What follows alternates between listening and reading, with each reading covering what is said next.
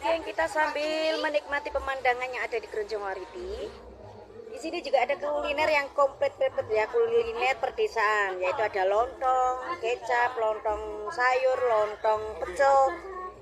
Memang di Kediri itu ciri khas makannya ya perlontongan persayuran gini ya guys. Ini aku sepil jualannya ini begitu rame. Biasanya kalau hari Minggu, hari libur, ini tempat full banget ya.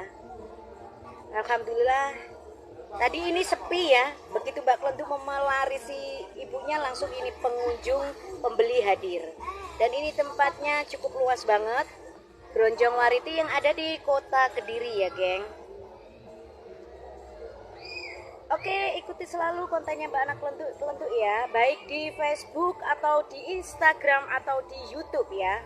Terima kasih yang sudah berinteraksi, yang sudah komen. Jangan lupa salam bahagia.